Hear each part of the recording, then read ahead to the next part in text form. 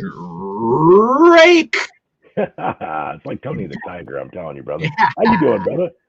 You doing all right? I'm doing good. I'm all caught up on Dexter New Blood. Thanks to somebody very close to you. Yes, Made thank that you. happen. Absolutely. We're digging it. It's Great. good. It's a great show, man. It's a great show. So, all right, welcome back to the Hangout Live for week number 89.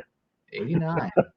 I think it's week 89 of doing this now. Michael, Veronica, Dale, Blair. They're all coming in. There's a lot of excitement about the show tonight. You know, of course, when you put J.T.Lous and Frank Hannon on a little blast over the social medias, you're going to get a lot of people saying, "Yeah, hell." So they're all coming in, and they've all got questions. So we've been talking with Jody Best about this show for a while now, and we're able to get it lined out tonight, and we're lucky. So thank you, Jody Best, for all that you do for us, as always. And I don't think we wait much longer, dude. Let's just get rocking and rolling, shall we? Let's bring them on in. There's Jessica, Darren. Right. Blam, blam. What's up, guys? Hey. Ho, ho, ho. I used to be. Now I'm just a flat-out slut. I'm in the holiday spirit right now, man. I'm feeling pretty good. How about you? Oh yeah, man. I'm ready. As you can see behind me, the house is all decorated out in holiday gear and Christmas gear. It's time to get it going. What's the hat though? What is the significance of the hat? You got to tell us. This hat was given to me by some of my dearest, craziest female fans on the planet. And Bernice and Shell and Tammy, they fly out all over the country to all my gigs. Anyway, they gave me this. They know that I'm a deadhead, so they gave me this Grateful Dead "Steal Your Face." Hell yeah! I'm a you know, Robbie. I don't know, man. Most guitar players, you either love Grateful Dead or you don't. So, what's your take, bro, Robbie? I've never really been a fan. I had a feeling because somebody that plays really good usually doesn't like the Dead. It's just kind of, it's just kind of so, it's hard for me to get. Maybe I needed to do some drugs. I don't know. Or maybe not. Smoke a little, dude. It all makes sense. Trust me. Yeah. You're in California. I might be like, fuck these guys. It's funny, man. I had this conversation with the guys in Def Leppard, and they don't get it either, especially Vivian. He's like, if I was in my dressing room, you know, playing some Grateful Dead before the show, and Vivian would come in, he would turn around and run out. Yeah. Oh, there's my alarm telling me I've got to talk to you guys. Hold on, let me. Right on. Tell them you're already there. You're already here. So, all right. Dale Preston says always loved Tesla. Hey, Frank. Hey, Dale. I see you, Dale. Oh, I see Carla says no Dead for her either. Tommy says hello. Everybody's saying hello. Hello, everybody. Veronica. Hey, say hello to my friend right here, J.T. What's up, sir? J.T. I got people calling you the Loux, man. You're the Loux. I guess so. Is that what we're going with? Tell me the Luxinator. Isn't that the bar on that show about the devil called Loux? Isn't that the bar in that show? What's that show called? I'm not sure. Anybody in production? What's the show about the devil that's on Netflix? All right then. Oh, the one that's got that actress in it too. Yeah, he owns a bar and it's called the Loux. Okay, anyway, we'll have to check it out. Anyway, it missed. It was a It's swing. Lucifer or something, isn't it? Called Lucifer. Lucifer. Oh, that's what it is. Yeah, I have seen clips for that. That actress was in another Netflix series that we binge watched during COVID. We binge watched Netflix a lot. Oh, what was that show? It was a movie where she was like marrying these guys and like deceiving them and taking all their money and then disappearing. Oh yeah, yes, I saw that one too. I saw so many shows. It's like they start running together sometimes. I mix the storylines. I'm like, wait a minute, didn't that happen? No, that was that show. I think that was in Yellowstone, wasn't it? Yeah. That's the only So Heavy Metal Mark says he saw Tesla 5 times and was hooked since he heard Modern Day Cowboy. Thanks, Mark. Appreciate it, buddy. Hell yeah. It was kind of ironic today. I'm sitting in the radio station. I'm making the spot about tonight's show to play out over the air. And as I'm making it, without paying attention at all, I'm sitting there and I'm creating the spot in the back track, and I hear a love song playing on our stereo on our station. And I'm like, well, that's kind of a sign, isn't it? I mean, I'm talking about you, and we got love song playing in the background. It was all great. And it's a It's going to be a sign. good show.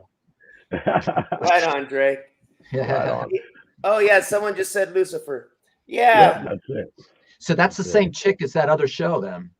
That other movie. Yeah. I'm trying to remember the name of that show. Yeah, I can't either, but she was deceiving guys, taking their money, and then she ended up getting they got caught up in the whole group of them. They all got together to get rid of the guy that was in charge of it. Question for Frank: when is Tesla going to grace Boise? Well, not soon enough. I'll tell you why. I love Boise, Idaho. When I was 15 years old, my band that we had at the time, when Jeff Keith first joined us, we were called City Kid. This is before we were called Tesla.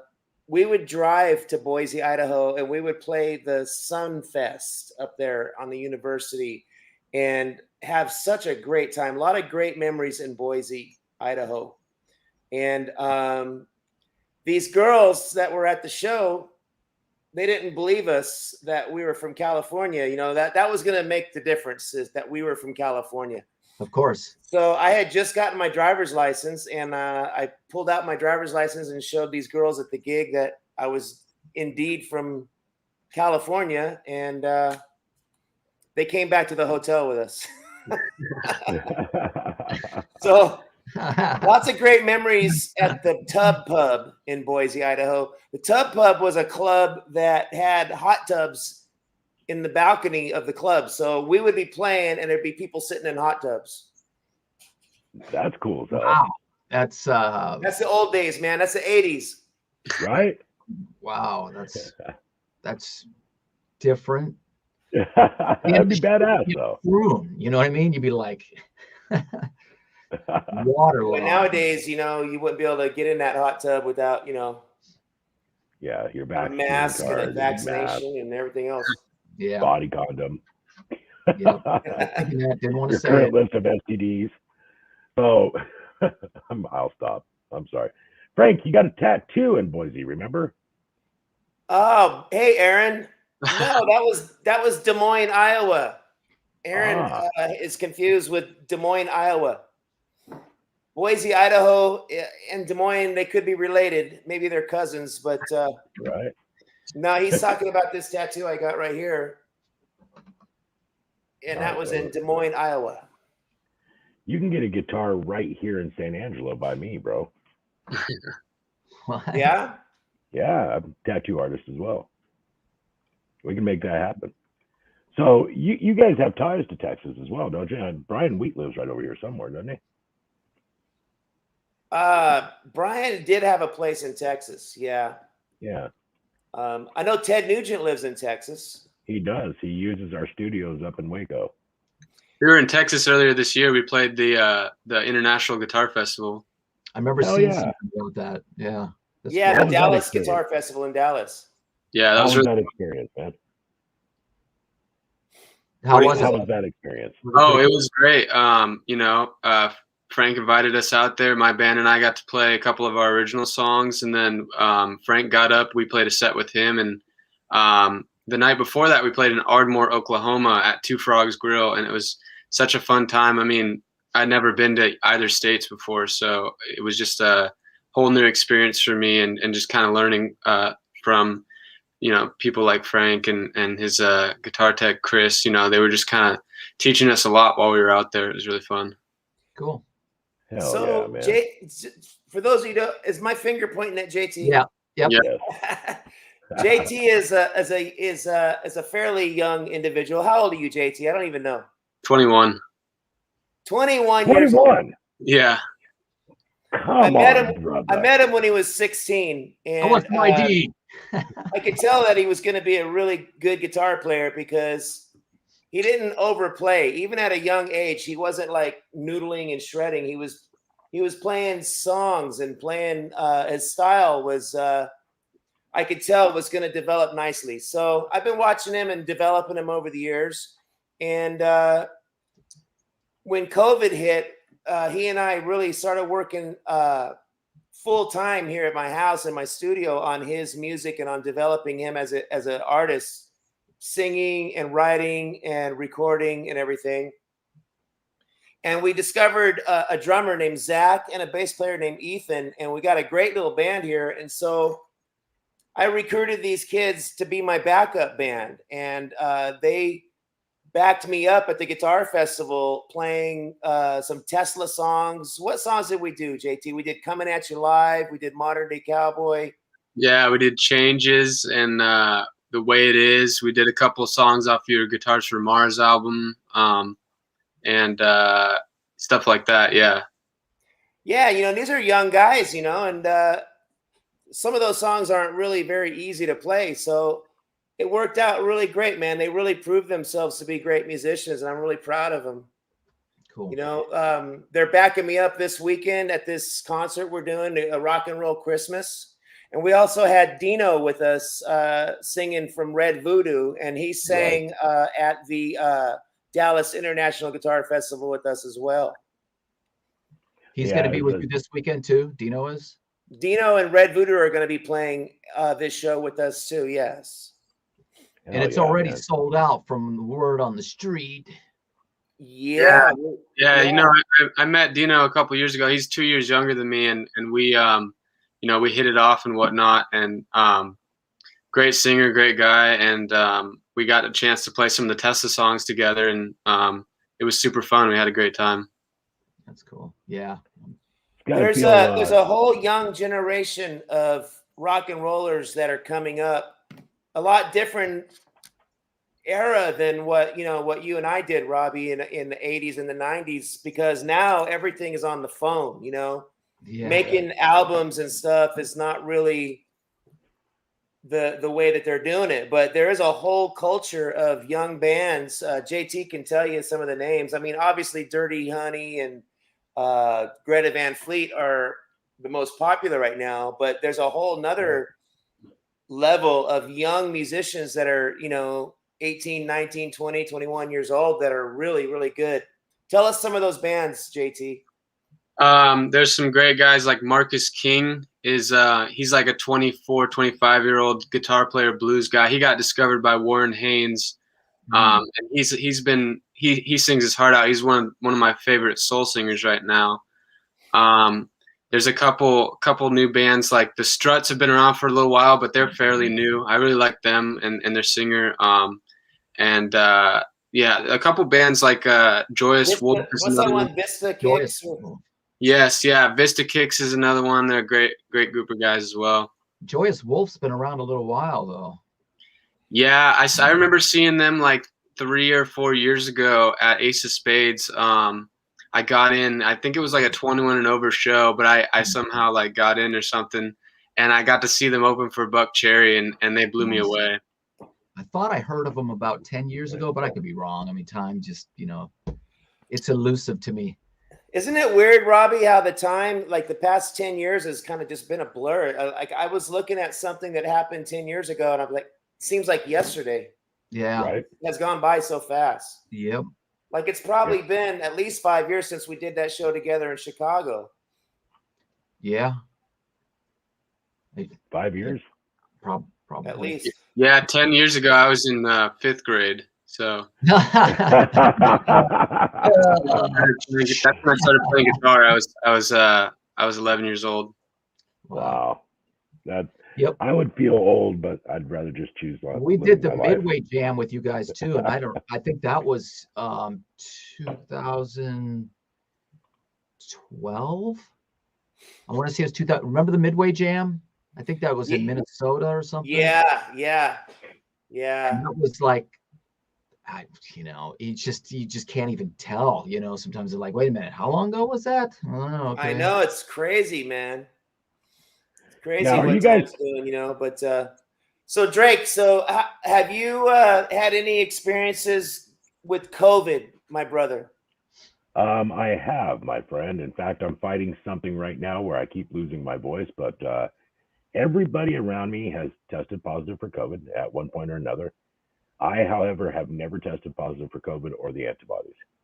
Wow. Yeah, and Or my the wife what? had it. My What was kids. that? The Or the antibodies. antibodies. Oh, wow. Okay. Yeah, Well, so that's my good, wife's had man. it, my kids have had it, people I work with had it. I've been around it 100 times. I don't test positive for it for some reason. Well, good. That's good. You Yeah. got something strong, anti venom going on there or something, huh? Right? It's Now all you that stuff got I it, did in didn't the you? 80s. You got What's it, that? didn't you, Frank? I did get it in August. Both JT and me Oh, you did. had it. My wife had it. All of Tesla ended up catching it. Wow. Yeah, it was pretty brutal for like a month. But the Wow. the reason I was asking is because everybody that I know has had a different experience with it. Right. You know? Right. So I Yeah. came home really sick and couldn't breathe, had no voice, headaches, earaches, body aches, chills, fever. Went, got tested. They said, nope, you're good to go. The next day, my wife woke up feeling the exact same way, and so did my son. They both went, got tested, and were positive. I Yeah. don't know why I don't test positive, but I'm pretty sure that I've had the virus. So we did the first shot of Pfizer, which put me in bed for 5 days, and I decided never to go back to get the second one. Kim Brady says, I was in bed for 8 days. Yes, yeah, she had it bad too. Yeah, we were on the couch for like a month, man. Yeah, I actually got hit by it pretty hard too, and I was really surprised because a lot of my friends got it, and they were like fine, no symptoms. My friend Zach, our drummer, got it, and he was like, said he just felt like maybe a little bit tired, but I tested because Frank was like not feeling good, and I was at his house, and he had tested positive, and so we started testing ourselves, and mine came back positive, and I was like, I didn't feel anything, and I was like, this must be wrong. I go home, and then the next day I wake up, and I'm feeling really sick, and I started passing out, like losing consciousness, and they said that they tested me while I was in the hospital for like just one day, but Really? yeah, they tested me, and they took all my stuff, and they gave me IV fluids, and apparently I was super dehydrated. So Mm. Wow, brother. I do know a Wow. couple people that have died from it. You know, I Yeah, didn't it believe is. it was real. Right? You know, I was really listening to a lot of different bad information out there, and but it's really affected the music business pretty hard. I It just really has. saw my friends in the Allman Family Revival Tour just had to cancel their next 4 dates. Mm. Yeah, and Yeah. it seems to be making another wave through Texas right now and through California. You guys are going back to full mask mandates in California, isn't that Yeah, right, but Robbie? but locally here, they're saying that there's hardly anybody in the hospital or anything in the hospitals. It's pretty low. They're just doing it to, I guess, put the finger on you. I don't know. And like you said, I've known people who have passed away from it too, vaxxed and unvaxxed. Yeah. My brother had it. His whole family had it. Him and his wife, and he's got 4 kids and all the grandkids. There's like 16 of them, and he said most of them nothing. They all tested positive, but almost no symptoms. And them being the oldest had the worst symptoms, but it was more like lack of lost the sense of taste and smell, and a little bit Right. of flu. So it just, it's really like a crapshoot. Some people get hit hard, some people don't, and there's really just no knowing. There's no knowing. There's It's no a rhyme or very reason. weird thing for sure. Yeah. No rhyme or reason. I report every morning on my morning show the numbers in our town, and hospitalization stayed about 40-60% of 40% vaccinated, 60% unvaccinated. And it just seems to hover around there. And now we're hearing that the virus or the vaccine is not complying with Omicron, and it's lessening the disease, but it doesn't lessen the severity of the disease. So I don't know. I think we've got a long way to go before we figure this out. Someone told me that Omicron was a video game. Is that true? It was actually a movie title in 1963 called the Omicron variant. Really? And the title of the movie, here, I'll bring it up while we're over here talking about it. it was named after a movie or something. And the movie says the day the earth became a cemetery. Lovely. Right. So here I'll. Well, I sure picked a good subject to talk about. So here's the actual. Let me bring this up here, and I'll come back over here and do a share screen, so we can all. Hey, see so in the this. meantime, I want to explain, Robbie, what it is about the Dead. The Grateful Dead, their music, it's boundless. It's like it has no rules to it. No click track. No click track. So yeah, there's the original movie poster. Whoa. 1963. So apparently they got to see into the future, see what we're going to do. Wow, that's crazy. That Or looks like people Kevin Bacon on there. It kind of does. That left one looks like it could be a Grateful Dead poster or something. Right, with Right. the hand. I personally am. I am a fan of the Grateful Dead. I can take them in like small doses though. I after listening to them for like an hour or so, I start to get like, all right, let's switch it up a little bit. Yeah. I can do about the same. I'm a half hour, 45 minutes, and then I'm done. And it's the same way. There's other bands I'm the same way with, but they were cool until the high wore off. If I got a chance to see them as like in a live setting as a live band, I think that would be more interesting to me. It probably Absolutely. would be. I could see that because it was such a cultural phenomena that what they had. People following them around the country, all the Deadheads. It was such a huge thing.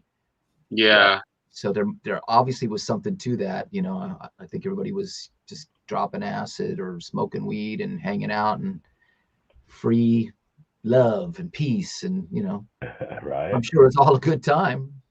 Hey, so Jason is saying here his first Tesla show was opening for Alice Cooper. Yeah, that was in '87. I was 21 years old, and that was right after we toured with David Lee Roth on the Eat 'Em and Smile tour. We went immediately onto the Alice Cooper Welcome to My Nightmare tour. And that was a really wild and crazy time. Was that when Ken Mary was playing drums for him? Yes, and Kip Winger was playing bass for him. Yep. And this is before he came out with Winger. Yep. And we would all be in the catering room and stuff, and Kip Winger would be sitting there and deep in thought, and we would talk to him, and he would tell us that he was dreaming and thinking about starting his own band. And then he did. And that's what Winger turned into. Really? He was not happy, being a sideman there, and he wanted to do his own thing. And man, he did it. Yeah, he sure did. And he had this really buffed guitar player, muscle-bound guy. He looked like Sylvester Stallone playing guitar. Something Kane is his name. I'm forgetting it. Oh, Kane Roberts. Yes. Yeah. He looked like Rambo playing guitar. Yeah. This is unusual for a rock band. We're used to skinny little guys. Hey, you know what I'm saying? Ken Mary's been playing with us for a lot of this year. Right on. He's a great drummer. Yeah, he is. Super cool guy, too. I really like him a lot. He's just super cool. Does he live in Arizona? He lives in Phoenix, yeah. That's right. My brain is working. I remember. He's been tracking a lot of guys there. He did the drums for the Night Ranger album. He didn't do them, but he had Kelly come in there. Kelly Keegi played the drums in his studio. But he's had a lot of people come in there, and he just did some tracks for me too, just recently. And then, he knocks them out. He ain't no joke. So I gave it to him, he's like amazing. 2 days later, I'm like, you already got him to me? Oh, this is great. Yeah, well, he goes back to the Alice Cooper days, and Alice Cooper has always had stellar musicians in his band. He's got Mita Strauss in his band now. Yeah.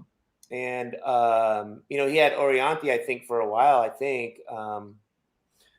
He's always had, just killer musicians.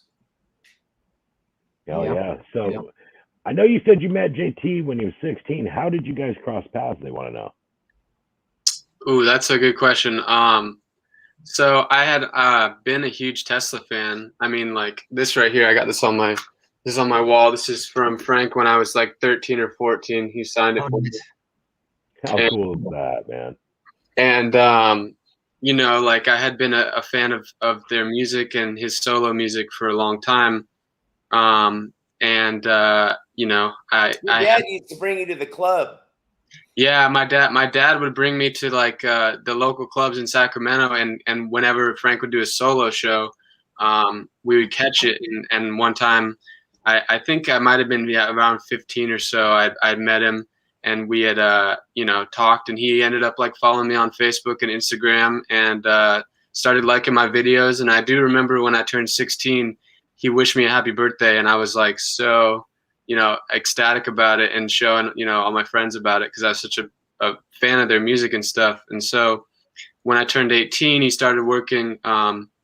He offered me a job on his ranch to, you know, tend to his horses and stuff. He needed an extra hand. And so I got to know him a lot better in that more of like a calm setting. And we talked a lot and hung out. And then when I was 19, he started encouraging me to start singing. So it's been 2 years since I started singing, and it's the greatest gift ever, because now I can do my own songs and I don't have to rely on anybody. That's right. That's exactly. Oh yeah, brother. Yeah, he Oh, had yeah, another singer, a female singer that was his girlfriend, and that was a bad recipe there. It didn't work out. Yeah. The poor guy was heartbroken, and I said, man, this is a good opportunity for you to step up your game now and just learn how to sing yourself, you know? Yep. Yeah. And I could hear, I had been recording a lot of local kids for years, 35 years ago, even before our first album came out. I had a little studio. I used to record other bands in town for fun.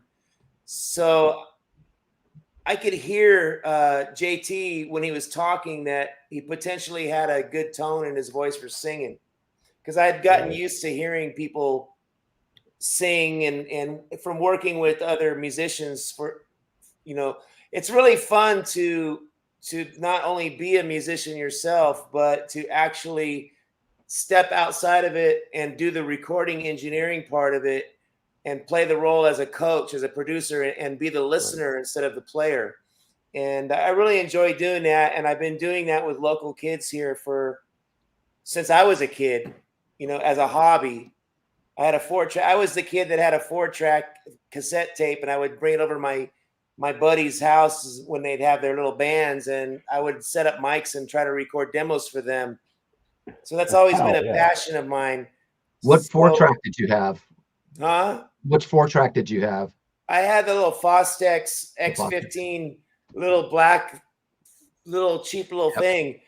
But the secret is if you got a little separate mixer and a couple microphones, you could blend those into stereo 2 channels onto tracks 1 and 2, and then you can overdubs on track 3 and 4 and make it sound pretty good by doubling stuff. But it was always fun to work with other musicians as a coach, like sort of like what Ronnie Montrose did for us when we were kids.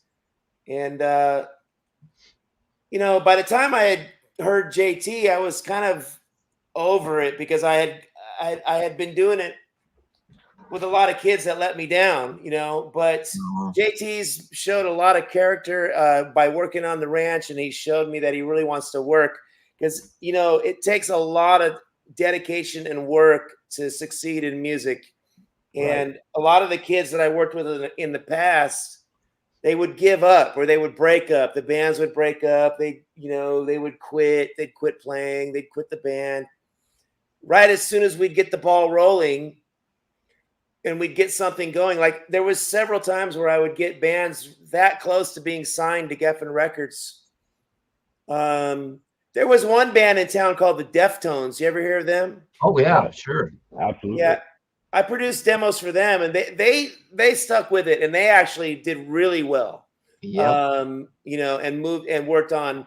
But out of 100 bands, you know, that's one of them. You know, but I got a lot of faith in JT and his work ethic, and the work ethic of his band. They got one album out now called Taken by Moonlight. We're just shooting some more videos for it that are going to come out. And you know, we got a lot of plans and a lot of work. We're going to work our asses off to get his songs out there. Yeah, it's been such a fun, like I said earlier, it's been such a fun experience working with someone who has all that experience going from, you know, working with amateurs all over the area to someone who has been in the business and has succeeded in so many different avenues, to be able to get the input from him when it came to writing the album and songs, and even as like social media. So he gave us so many different avenues, and I learned a lot from him this through the quarantine and throughout 2020 and 2021. And so we just finished writing the process of the new music that we've been working on. We've been working on that stuff, and he's helped us through little processes like that, just like he did with the last album. Now that we're a little bit more developed, it's kind of going a bit quicker and whatnot. Yeah, and the ultimate goal is for JT or any band to be able to be independent and just learn and then go on and do it themselves, because the more independent a musician can be and the more do it yourself they can be, the better, because they're being true to themselves. Absolutely. As artistically and but you just have to have that desire to work. And unfortunately, a lot of the groups and kids that I've worked with, they don't have that work ethic, Nope, they don't. That's true. And what a great blessing for you to have somebody like that. I know where I grew up, there was nobody around. Anybody who got to any level at all moved away. Yeah. So, you learned on your own, where I, so it's cool that you have somebody. And like for you, Frank, I mean, having Ronnie Montrose as a mentor. I mean, Ronnie Montrose, that's the kind of stuff we were listening to as kids and trying to learn, going like, Montrose, but to be able to know him and meet him and have him mentor you is amazing. Really. I feel really lucky. At the time, I didn't realize, how lucky we were to have a guy like that. And then we had this other guy who was a real hard ass drill sergeant guy that was our manager. And at the time, boy, we just really thought he was really mean to us, but it was great because he really cracked the whip on us. I feel lucky that we had people like that.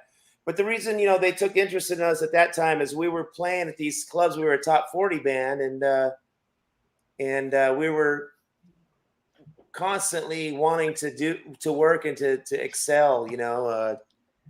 We were really driven to get out of the ghetto for Sacramento anyway. I mean, Sacramento was not really a music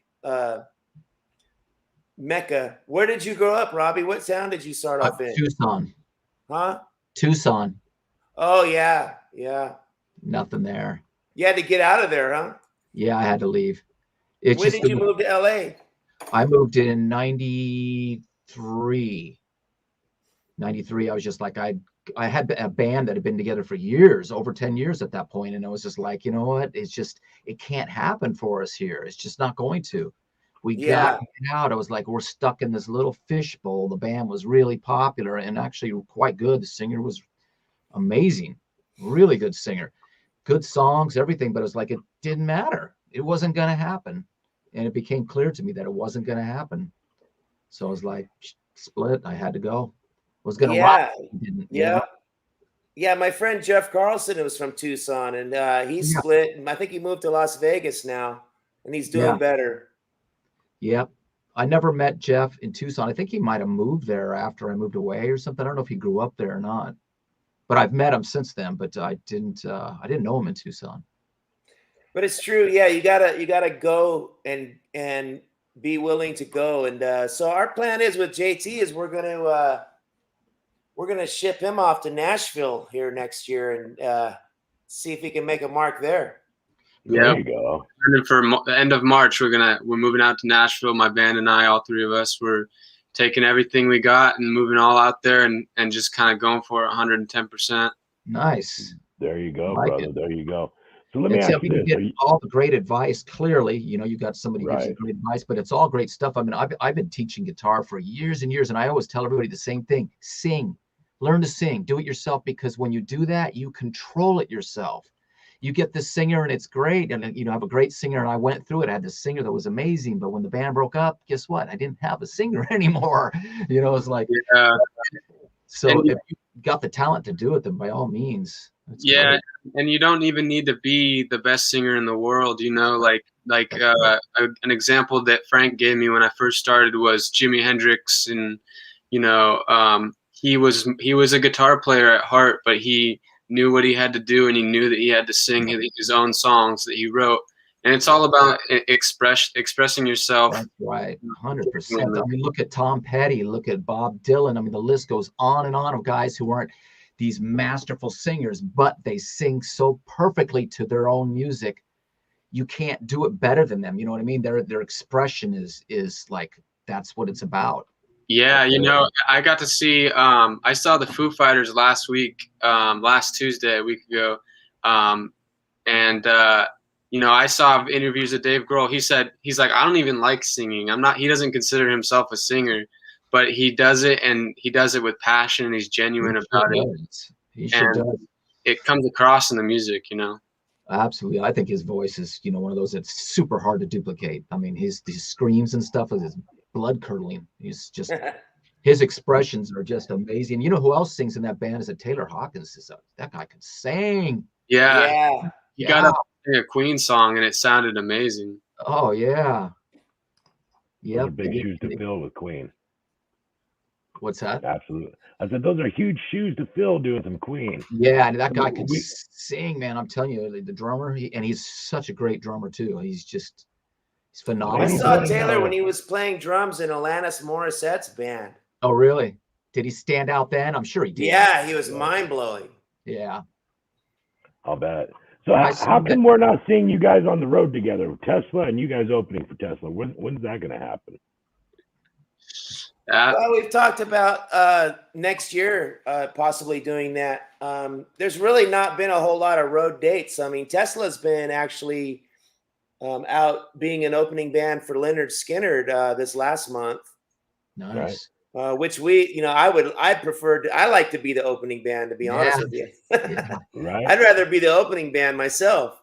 Absolutely. Yeah, no kidding. It's a lot more fun. Tesla built our career off of being an opening band. We opened for David Lee Roth on our first run, and Def Leppard on the Hysteria tour, Alice Cooper, Great White in their heyday with Once Bitten, Twice Shy, and we had Love Song was a hit. We did a double header tour with them. Yeah. We opened for Poison a bunch, Styx, REO Speedwagon. Wow. So being an opening band is a lot of fun. I really enjoy it, especially when it's with a band like Leonard Skinner. Man, that's really been an awesome experience. Amazing. How long are you guys sets when you open for them? What's that? How long is your set when you open for them?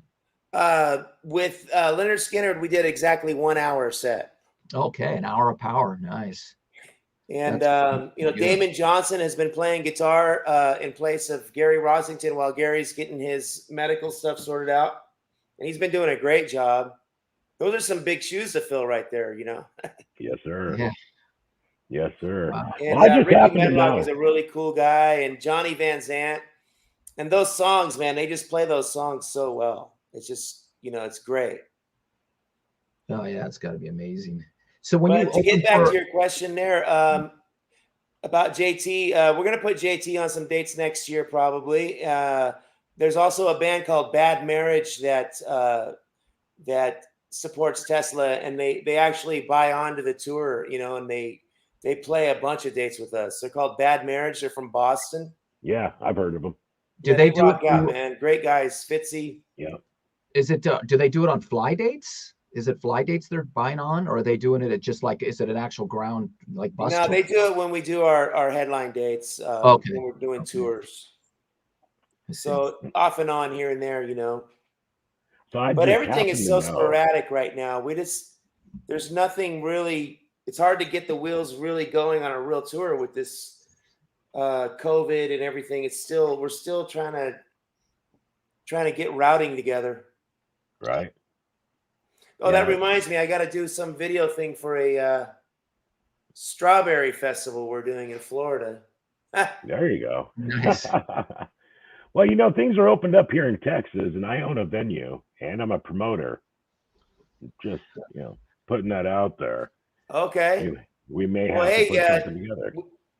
you should bring JT's band out there and myself, and we'll do a show.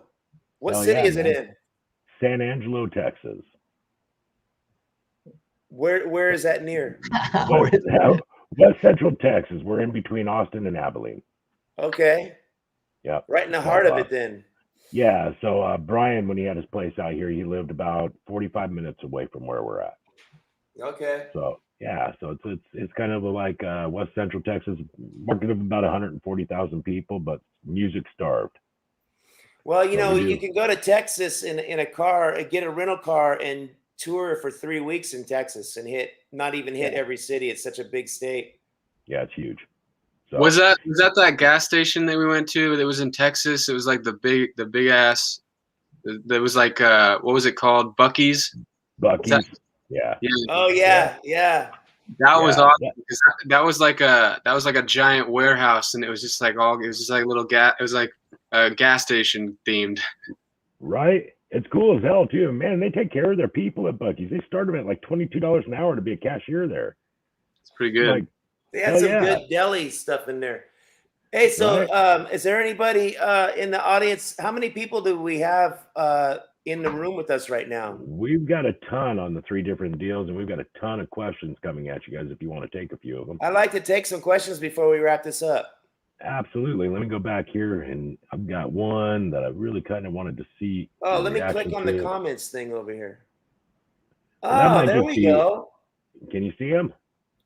Yeah, I just clicked on it. All right. There you go.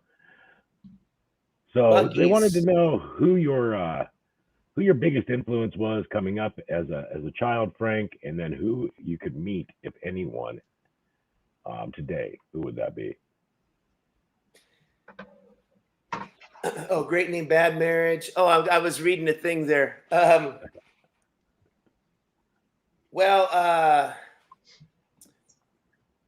With music, when in the 70s, when I first started out, my mom and my stepdad, they had a lot of parties and friends over, and a lot of Creedence Clearwater, nice. Santana. Some of the earliest memories of music for me would be like Black Magic Woman by Santana. Obviously, the Beatles and the Stones and stuff like that. And then Frampton Comes Alive came out in 1976. And that really, Foghat, Slow Ride. I remember hearing Slow Ride on the radio, the live version. And I really started getting into live albums. There was a Jimi Hendrix Live at Monterey Pop that really affected me when he burned his guitar playing Wild Thing. And I saw that video of that when I was a kid. It really freaked me out. Hell yeah. Made me want to do it. But I was still into riding a dirt bike and stuff when I was 10 or 11 years old. And then I broke my leg and I was laid up in a cast. And then Van Halen 1 came out. And I was listening to that album in my headphones with my broken leg, listening to Eddie Van Halen and Eruption and Ain't Talking About Love. And that guitar really blew my mind. I really loved Aerosmith a lot. Aerosmith live bootleg album was a big one for me. A lot of live albums. Right. And Van Halen sounded like it was a live album, but like Van Halen 1 sounded like it was live, and I know it was in the studio. They were live jamming. Yeah. Right. But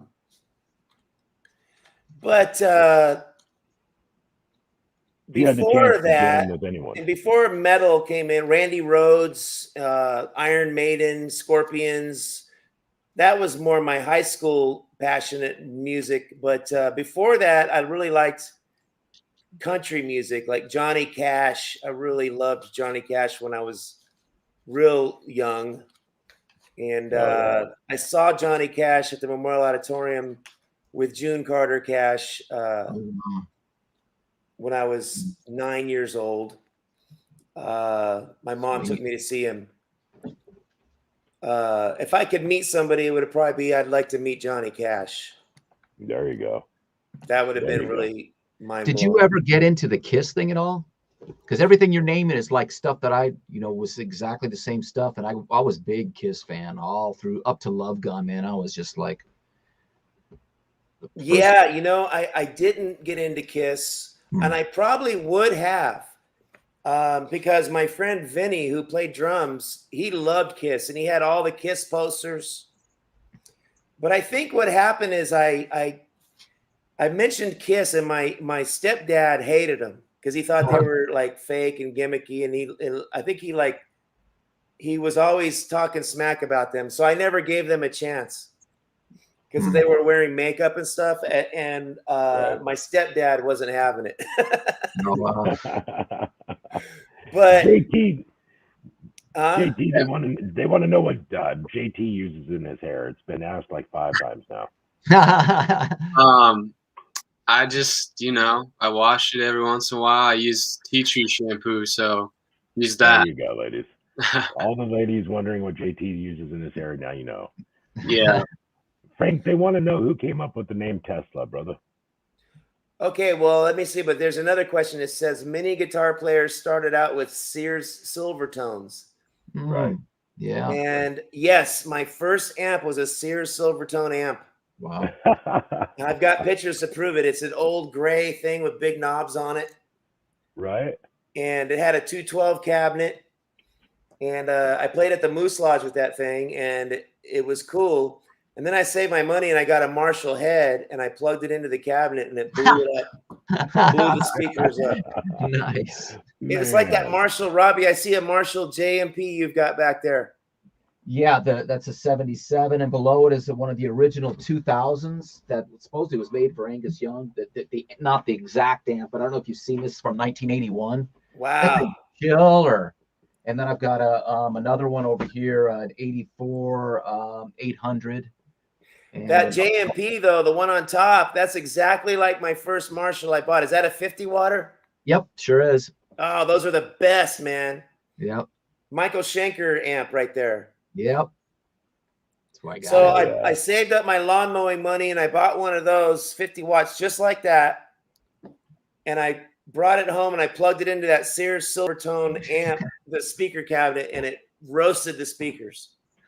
I mean, in a matter of minutes. Totally. So I went, and I my stepdad helped me build a 412 cabinet. And so we went to Radio Shack and bought speakers. Remember Radio Shack?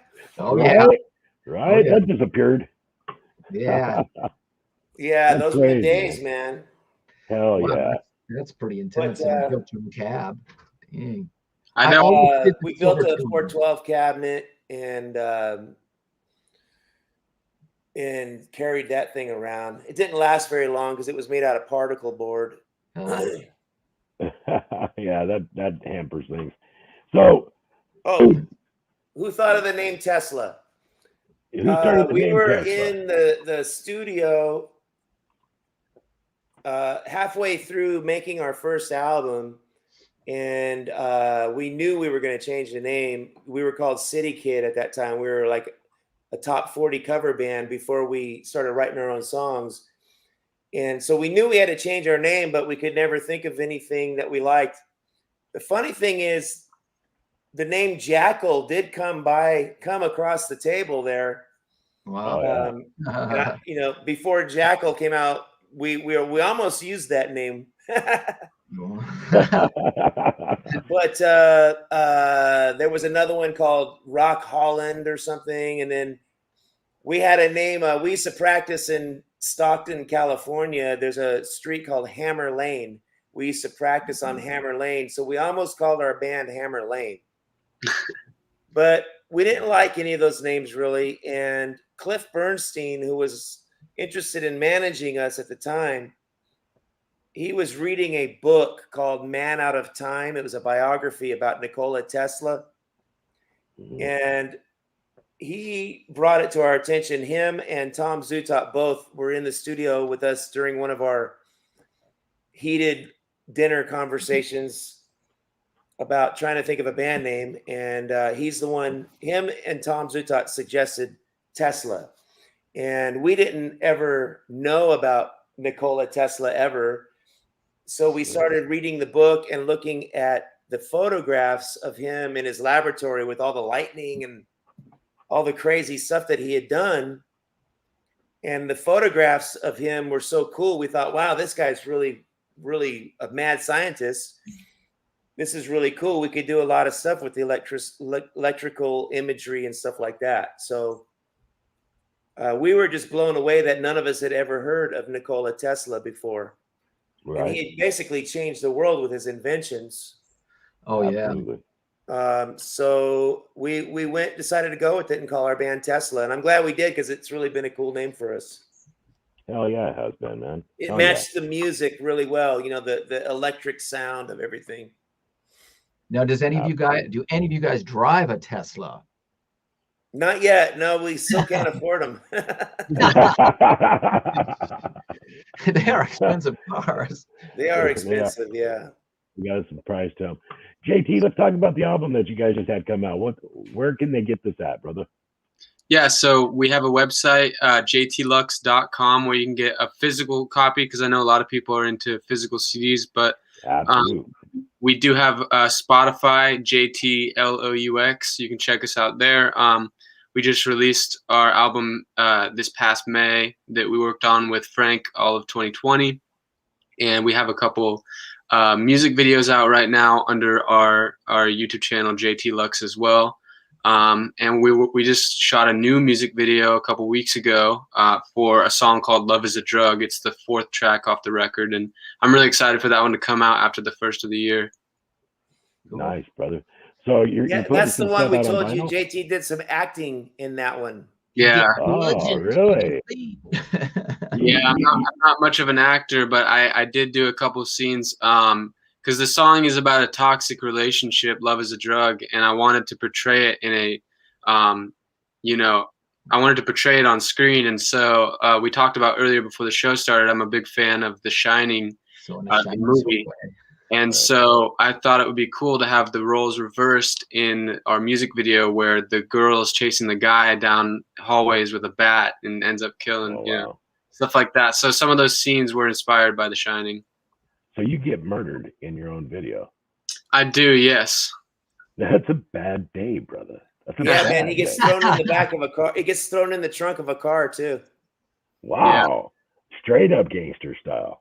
Yeah, we got a friend, shout out to our friend Larry, who he let us use his Cadillac in the video. We got to use an old 60s Cadillac, and it made the video, look so good and professional. And our friend Brandon Golian shot it, and so I couldn't be more happy with how it turned out. There was a lot of people that worked on it. We had over 10 or 12 people on the set working all at the same time to make it happen, and I was really happy with the final result. So who's the actress? Her name is Emily Turner. She is local here, a model actress. She was actually not the original one that was set to play it, but a couple weeks before, I had this other actress that it didn't work out with, and I actually ran into an old high school friend, and his girlfriend was the actress. So she was super down for it. She met us there. We had a couple conference calls about what my vision was on where we wanted everything to go and how we wanted it to happen. And so I wrote a whole script out for it, and we read it out loud together and just kind of went over it, and it worked out great. Just clicked, nice. Right? Look forward to seeing it. Yeah, we've shot a lot of videos with Brandon Golian. He's the video director that recently discovered and brought onto my production, Frank Hannon Productions team. We have Dwayne Surface, who does our merchandising and graphic arts. It's kind of like an independent label kind of situation where, I produce the songs and development and the recording side of it. And then I have Dwayne, who does the graphics and the t-shirts and the layout design, the website design. And now we have Brandon on the team, and he's an amazing videographer, cinematographer. And he's shot JT's other video, Waited So Long. He shot Taken by Moonlight. He shot the Bring It Back video for Red Voodoo. He shot a video for me for a song that I have called Ride Strong that features Aaron Lee on bass. Cool. Yep. He's going to shoot my next single that I'm going to come out with. It's called Can You Hear Me? That's going to come out after JT's video does. And he also shot the Cold Blue Steel video for Tesla, which I produced that song for Tesla as well, and produced the video with Brandon Golian. It's called Cold Blue Steel, and it's our latest single that Tesla put out. It's badass, man. I got a chance to listen to it right before the show, and it hits. Thanks, man. Yeah, I'm gonna throw it it's out sort on of the a air. semi-controversial song, but what's funny about it is that it really ruffled a lot of people's feathers because we're singing about the Second Amendment, and we're singing about, Cold Blue Steel, which is obviously about guns, but we're singing about it where, guns aren't the problem. It's the people who pull the trigger that are the problem. Amen. So, but, like Ronnie Van Zant says, why don't we dump them all to the bottom of the sea? That's kind of where we got the lyric from. And the idea was Saturday Night Special by Leonard Skinner. JK and I were really grooving on that. We're big fans of Ronnie Van Zant and the way that he writes. And so we decided we want to write our own song. And there had just been a bunch of stuff in the news about gun violence. And so, even within our own band, we have mixed opinions and mixed political views. One guy will be on the left, another guy will be on the right. But we still can meet in the middle in our own, even within our own band. And it's a shame that the world can't do that. But it's funny that a lot of people really, Tesla fans got up in arms thinking that we were like anti-gun nuts or something. And it's actually the song is actually about the intentions, evil intentions that refuse to respect, and then it says pulling the trigger to serve and protect, which is that's the lyric that pissed off a lot of people. They thought we were bashing the police, but I have family members that are police officers, so we're definitely not anti-police in any way. Right. Well, isn't it true that more people die from fists than they do from guns every year? I think that's a true fact. And if that is actually a true fact, I mean, were you going to ban fists? Right. I mean, it's the fists that are being used. It's like the gun itself is not doing anything on its own. Right. It's just like the guy who went and plowed through all those people with an SUV. You going to ban SUVs now? Right. Or jet airplanes. I mean, jet airplanes killed more people on 9/11 than guns have. So, but at the same time, guns are too accessible, and there does need to be some rules and regulations and responsibility for people that have a gun in their hand. True. Don't want to talk about Alec Baldwin or this tragic scene that happened recently where the parents didn't keep the guns under lock and key. So it's a touchy subject. Yeah, it's tricky. It's really tricky. It's a touchy subject. But anyway, Cold Blue Steel, check it out. It's Tesla's latest single. Oh, yeah. So JT, you guys have vinyl for your new record? So as of right now, we don't have vinyl. I know a lot of people have been interested in vinyl. Vinyl is very it's a little bit expensive to make, and so we wanted to make sure the demand was there for the physical CDs before we went to vinyl. But definitely, if not for the record we put out in May, definitely for the next record we want to do vinyl, because I know a lot of people it's really coming back. It is, and you can get them. I think it's Hand Drawn Records. I don't know, Frank, you might know them. And I think they do runs of about 100. You could do as little as 100, and they're pretty reasonable. Okay. What are they called? Hand Drawn Records. Hey, JT, remember that. I'm writing it down. Yeah, it's worth checking into. I mean, we did our last thing. Well, we got more. We did like 500 of them or something, but still, I saw that you could order 100. I thought, oh, this isn't so bad. And vinyl's selling. I mean, it's outselling the CDs. Yeah, for sure. I picked vinyl now instead of CD for sure. I'm trying to build my vinyl collection once again. A lot of people are. So that's what's so interesting about today is like I kind of grew up when CDs were kind of like already on their way out, and so like I remember iPod shuffles was like the first things that I had to listen to music on as a kid. Yeah.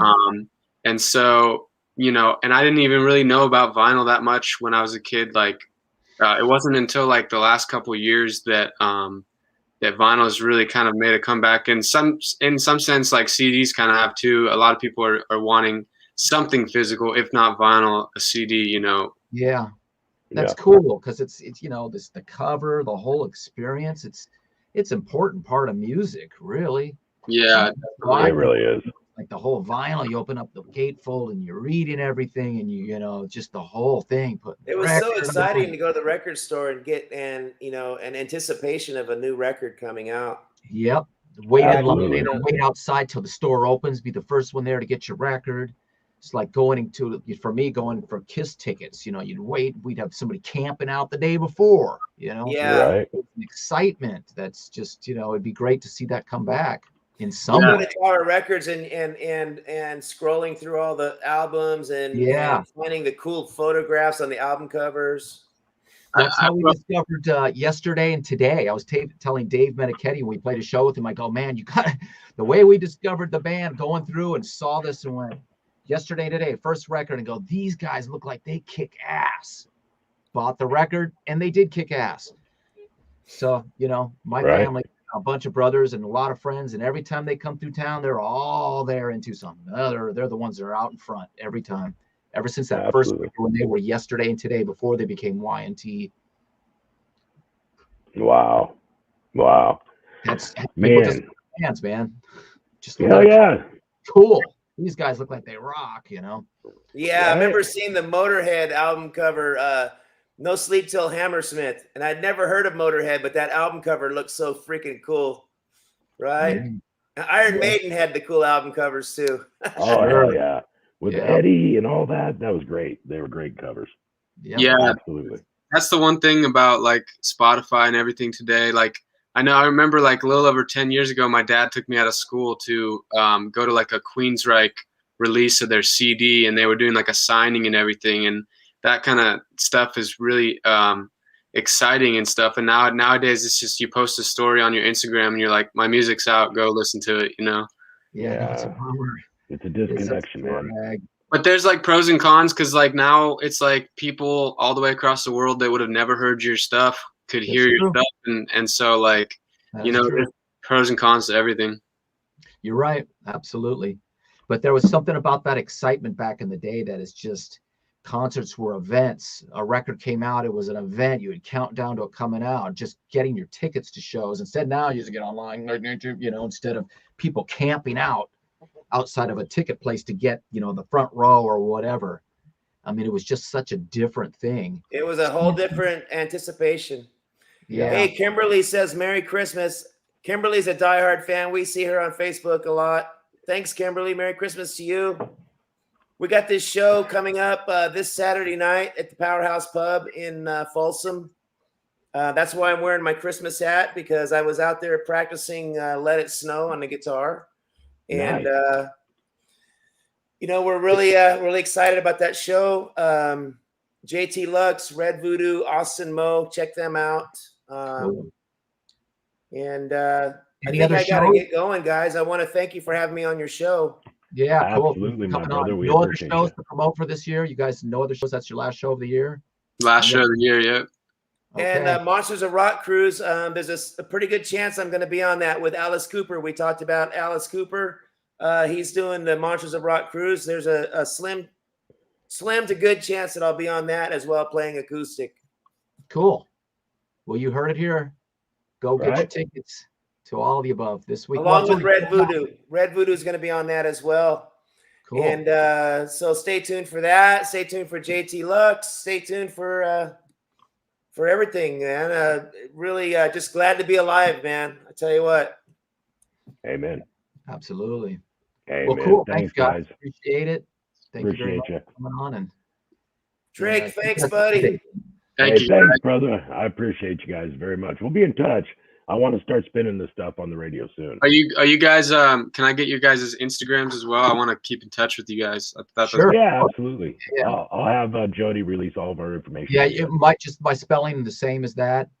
All right. Thank you. On Instagram. Yeah, I think it's just my name, just like that. I should know Hell better. yeah. Yeah, I'm pretty sure that's it. Awesome. Right. Well, thank you guys. Yeah, All right. cool. Thanks, guys. All right, man. Frank, Robbie, great appreciate talking to my you, brother. bro. Yeah, good talking to you too. Hopefully I'll see you soon. Bye, guys. All right. Bye. See you guys. All right. Later. Yeah, That was yeah. cool, man. Yeah, it was good. It was a good hang. Good conversation. Good guys. Right. Yeah, yes, sir. Hell yeah. Right on. What's next? So next week we are going to have Byron Hontus again, but this time with Jack Russell and Alan Keeger. And I'm thinking about talking to Vinny Appice too. I don't know if we can get that many people on because if they're not hardwired, our connection was great tonight. Yeah, it was really good. It was really good. Really good. So that's nice. So next week, because we talked to Byron about coming back on and talking about his passion, that his nonprofit that he does. And he's going to have some stuff that we'll be able to play, some stuff that was on CNN back in the day. And there's some old clips and stuff he wants to get out to you, Matt. So when he does, Okay. you'll be able to show some clips and they'll be able to talk about that. And a lot of it will be just letting them talk about that event. And then, a lot of stuff they did on the road, just let them talk. But I know that Right. Vinny Appice was part of it. So I was thinking about asking Vinny to join in too. Hopefully it can handle that many people. That'll be fun, man. Yeah, we'll make sure we'll trial it out first. Obviously, Jack Russell always brings a good crowd when he comes on the show, and it'll be good to have him. Get to see him again. I haven't been able to see him since we had you out here in June. Was it June that we were there? I don't even remember. I don't even remember, bro. To be honest with you, it's so bizarre. I was going to say it's July. a blur. I don't know. I think it was July. The dates are like in my head, and then as soon as we play them, I typically don't remember anymore. When was that again? Right. I should have my glasses on so I can see comments from people because I've been kind of. Oh, Steve Johnson, I did see earlier. He said he put up the video of me from, I think he said 8 years ago playing Silent Night. I'll have to share that one again. Oh yeah, man, that'll be cool. So you got to come out here for January 7th, dude. Are you playing anywhere? January 7th. Yeah. I'm leaving a few days after that. What's going on the 7th? I got tickets to go over to see Night Ranger. Oh wow, really? Yeah, and it would be a blast, dude. Since we be. had him on the show and all that stuff, it would be an absolute blast to go see him. The thing is that next week I'm going. They're playing. Oh, wait a minute, are they playing that, Bill? I can't remember now. I know we're playing with them coming up. Yeah.